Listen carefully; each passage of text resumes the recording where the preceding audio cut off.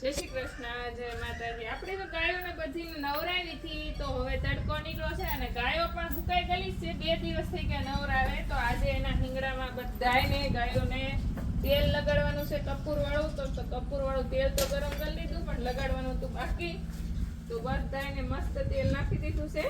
જેમ આપણા વાળને કેમ તેલની જરૂર પડે, એમ આપણી ગાયોને પણ જરૂર પડે. શિંગડા ઉપર તેલ લગાડવું પડે, આવી રીતના માથામાં પણ ઘસવું પડે, જેથી કરીને ગાયને પણ ગાયના હિંગડા ઉપર તેલ ઘી લગાડવાથી શિંગડું એકદમ લીસું રહે છે, ક્યારેય ખડબસડું કે તૂટતું નથી અને ક્યારેય કોઈ પણ પ્રકારનો શિંગમાં રોગ નથી થતો. એટલા માટે આપણે ગઢિયા ગાયને ઘી અને તેલ પણ માથામાં આવી રીતના નાખી દે અને શિંગડે પણ લગાડી દે.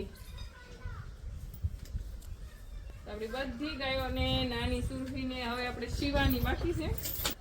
તો શિવાનીને હજી આપણે હિંગળિયું બહુ મોટી નથી, નાની નાની નીકળે છે. ત્યારથી અત્યારથી આપણે એને તેલ નાખી તો એની હિંગળી પણ એકદમ લીસી અને મસ્ત બને. અને આને પણ જો લગાડી કેટલી મસ્ત હિંગળી થઈ ગઈ છે.